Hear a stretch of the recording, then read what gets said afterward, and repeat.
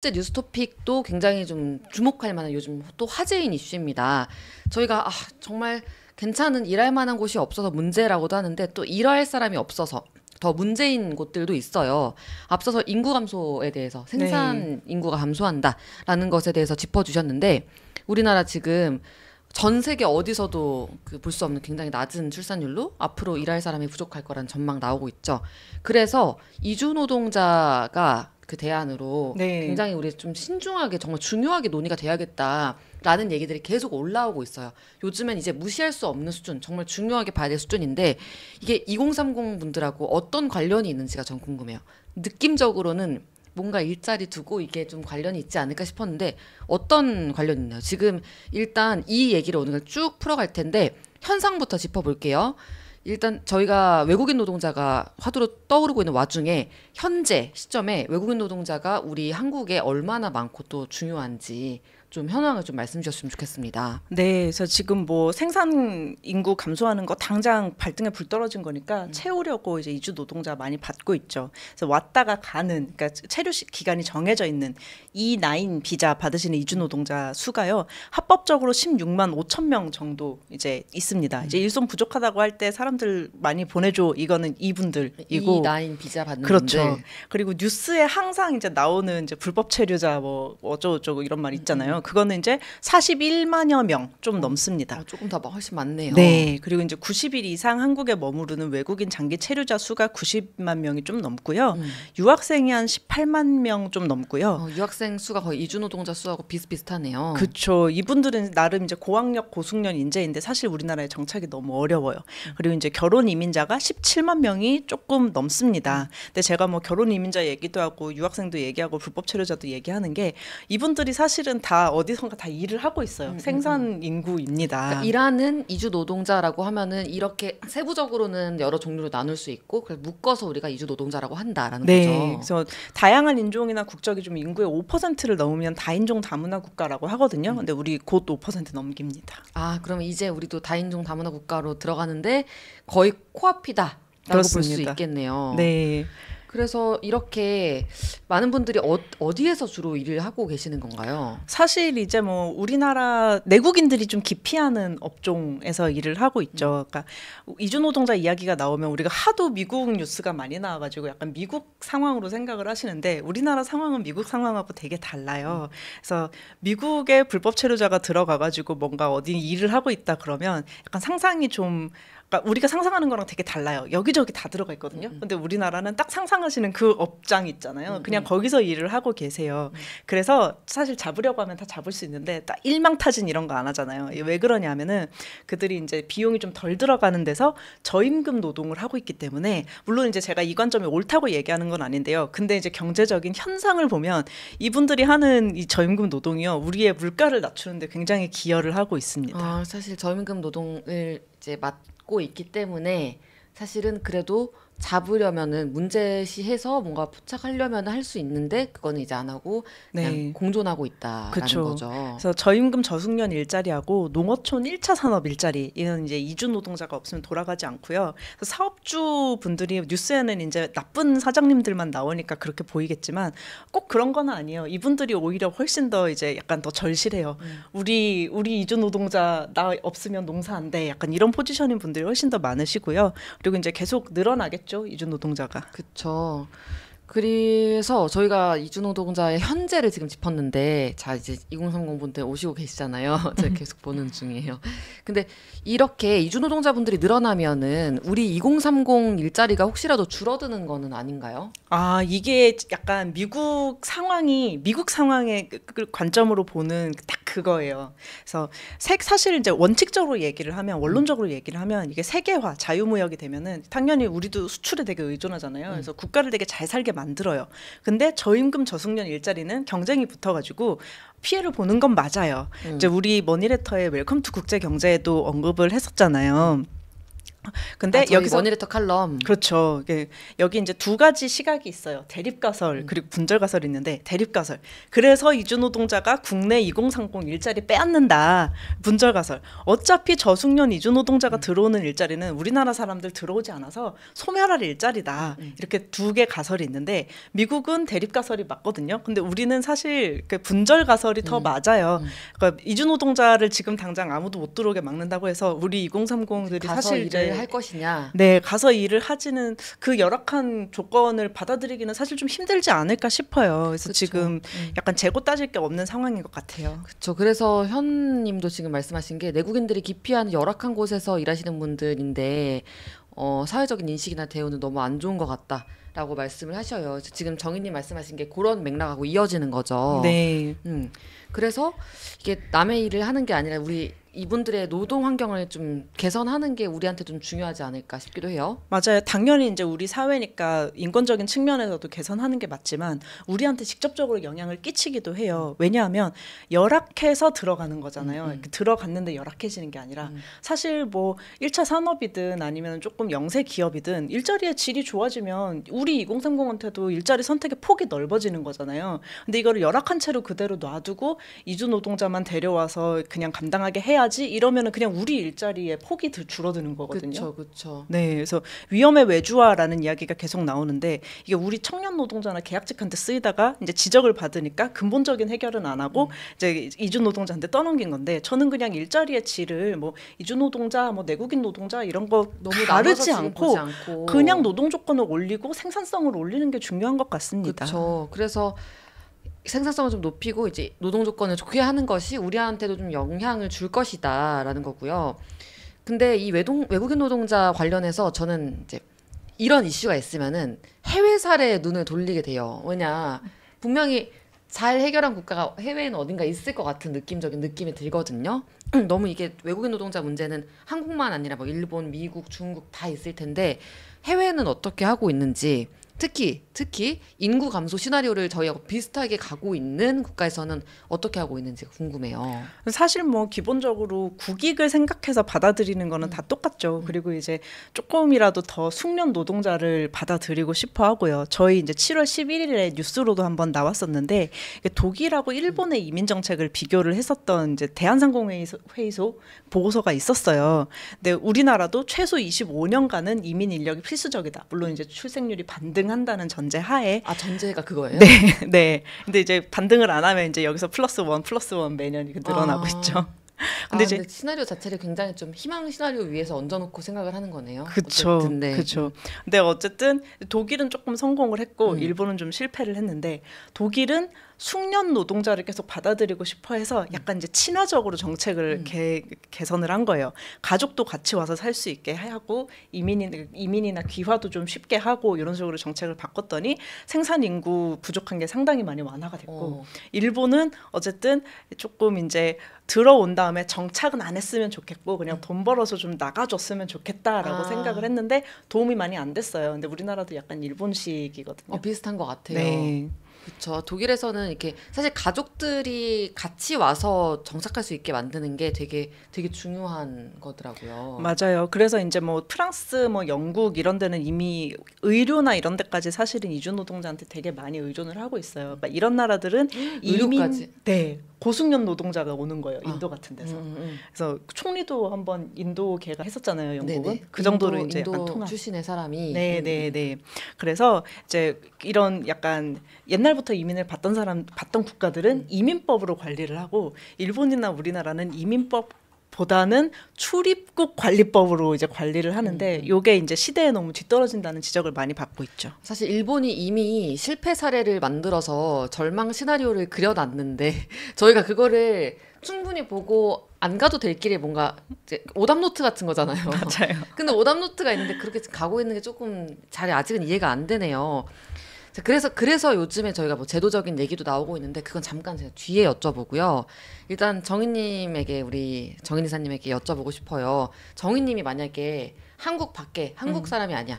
그 이주 노동자의 입장이라면은 한국을 오시겠어요? 근데 사실 이제 제가 어떤 입장이냐에 따라서 다르죠. 근데 이제 저한테 선택권이 있으면 안 오죠. 이제 영어로 기본적인 의사소통이 되고 날씨 좋은 데로 가겠습니다. 아, 난방비 걱정을 하기보다는 그쵸, 선택권이 있으면 안 온다는 거는 그냥 안 온다는 거를 돌려 말하신 것 같아요. 아, 저도 사실 아직 식견이 좁아가지고 이게 어떤 다른 옵션이 있을까를 이것도 또 공부와 경험이 필요한 거죠. 제 상상이 아직 잘 안 되는데 이게 정희님은 그러겠다라는 거죠. 근데 이제 뭐 모두들 아까 숙련 노동자를 받고 싶어 한다고 그 말씀을 드렸잖아요. 근데 이렇게 이런 인력은요, 그러니까 다들 데려가려고 경쟁이 좀 치열하죠. 생산 인구 감소 문제는 세계적이니까요. 그렇네요. 근데 우리는 그 와중에 그들이 와서 정착할 수 있는 제도적인 게 없는 거고, 네, 그렇죠. 그래서 비슷하게 일본하고 비슷하게 이제 잠깐 일해 여기서 이제 좀 처우는 많이 안 좋을 수 있지만 일단 와서 일을 하고 정착할 거야? 정착은 다른 문제지. 이렇게 그렇죠. 가는 것 같아요. 맞아요. 아예 원칙이 딱 정해져 있어요. 정착을 방지한다는 원칙 하에 그 법을 좀 세워놨다고 아예 얘기를 하고 있는 수준이고요. 저희 우리나라 한국 사회 말이죠. 네네네. 사실 이제 우리나라에서는 그럴 법한 이제 배경이 있기는 했어요. 그러니까 한 2000년대 초반까지만 해도 중국 동포, 그러니까 우리 조선족이라고 이야기를 하죠. 언어가 통하잖아요. 이게 진짜 서로한테 너무 메리트거든요. 그쵸. 언어가 통한다는 게. 가르쳐주지 않아도. 네, 그래서 우리나라로 많이 왔고요. 근데 이제 중국 안에서도 이 중국 동포들은 이제 고소득 소수 민족이 되어 있고요. 교육열도 이제 무시할 수 없잖아요. 자녀들은 고학력인데다가 한국말을 잘 못해요, 이제는. 그래서 이제 안 오려고 합니다. 이게 우리나라의 물가 상승에 굉장히 큰 기여를 하고 있거든요. 인건비 상승이 되게 많이 돼가지고. 그래서 이 분들이 근데 이때까지는 2000년대 초반까지는 많이 계셨으니까 이분들은 사실 좀 적용되는 제도가 달랐어요. 법이 달라서 이분들이 정착을 할 수 있으니까 우리 이제 언어 안 통하는 다른 나라 사람들은 좀 받지 말자라고 해도 별로 문제가 없었던 거예요. 없었는데. 네, 그래서 그 조선족 중국 동포가 아니라 다른 분들한테는 단기적으로 돈은 우리가 되게 많이 주거든요. 돈은 많이 주는 편이에요. 그래서 이주 노동자들한테 인기가 있습니다. 근데 정착으로 인기가 있는 건 아니고요. 왔다 가는 걸로 그쵸. 인기가 있어요. 사담이지만 제가 이제 EBS에서 만든 다큐인 아빠 찾아 산말리를 뉴스에서 많이 유튜브에서 많이 봐요.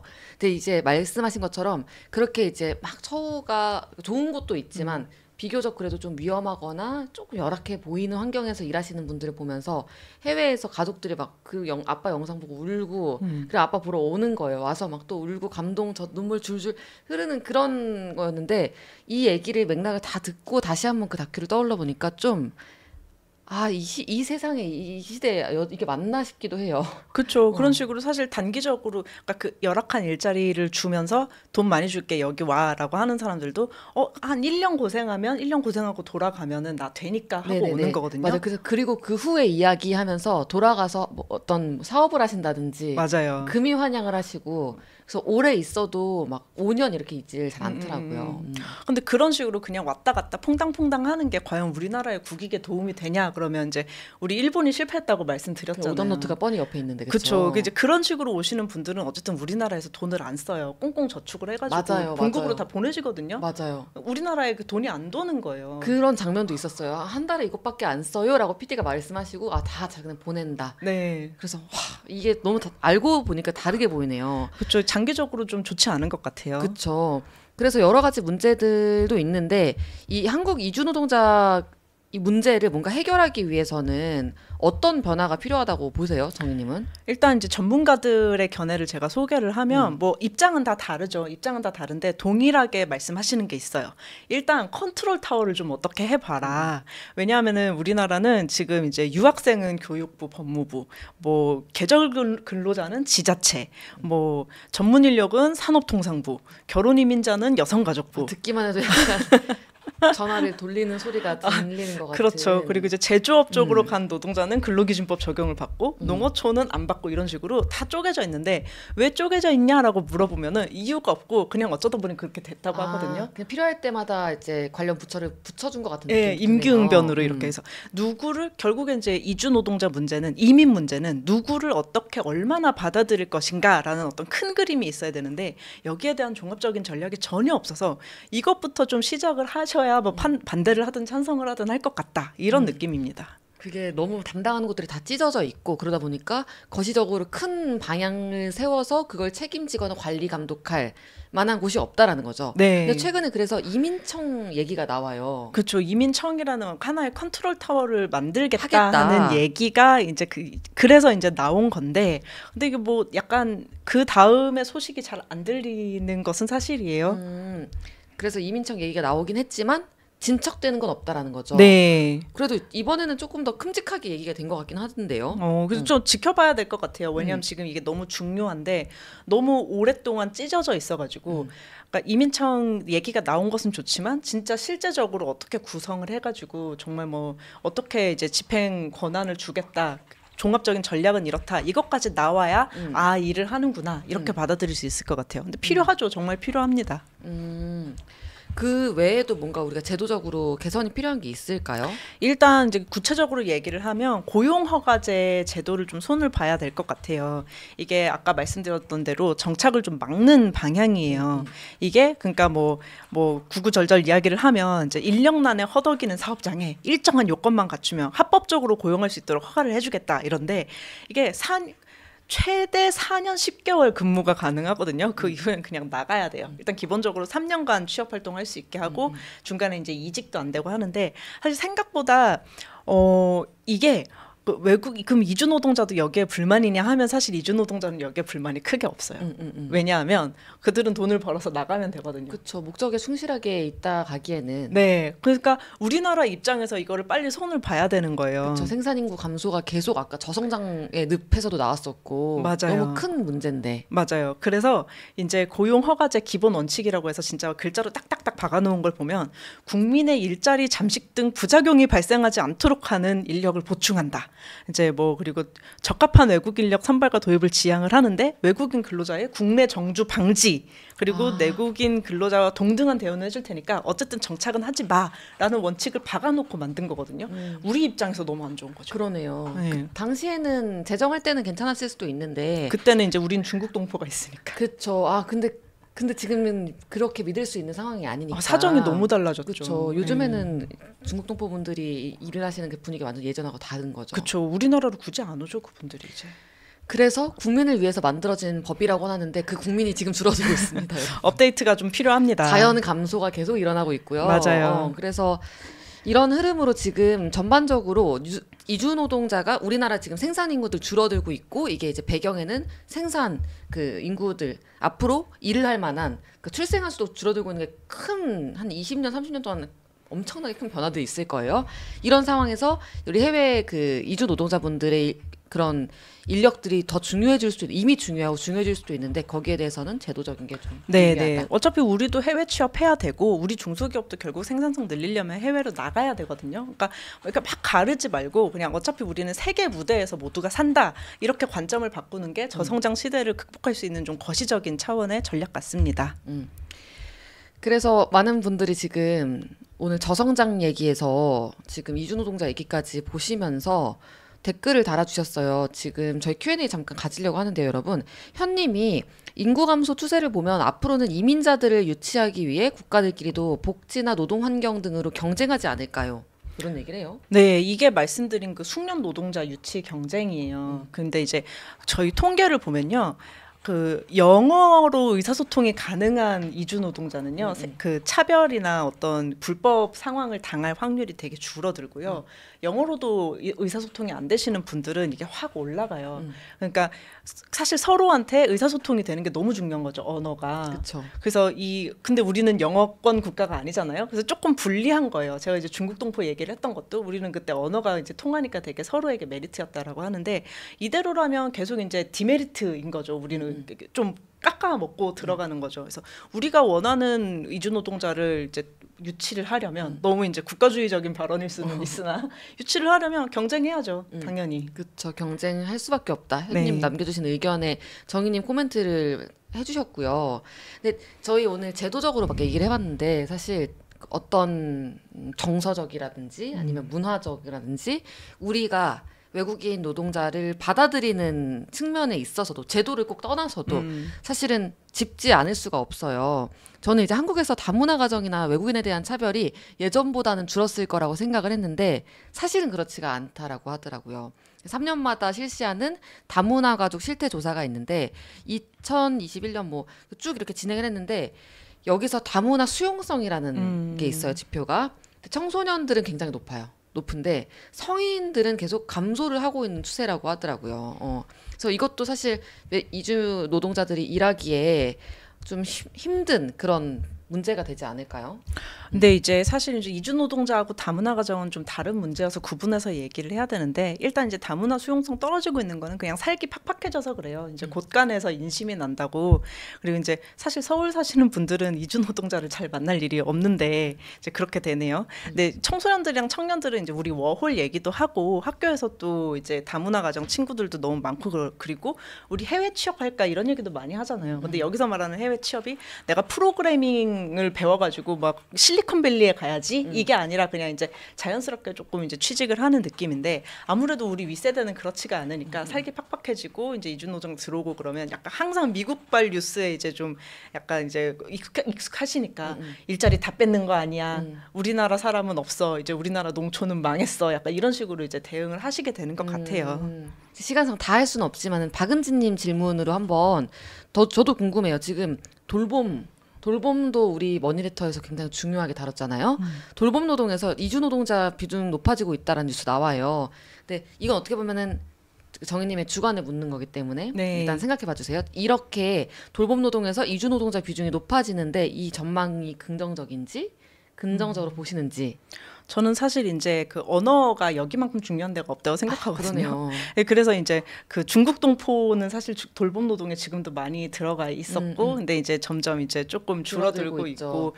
그리고 나서는 오시는 게 이제 의사소통이 안 되시는 분들이 많이 오시거든요. 그러면 이제 다른 뉴스 기사들에서 찾아보면은 뭐 우리 오는 입장만 얘기를 하는데 저는 이거를 그러니까 쓰시는 입장, 고용하시는 입장도 한번 생각을 해봐야 된다고 생각을 해요.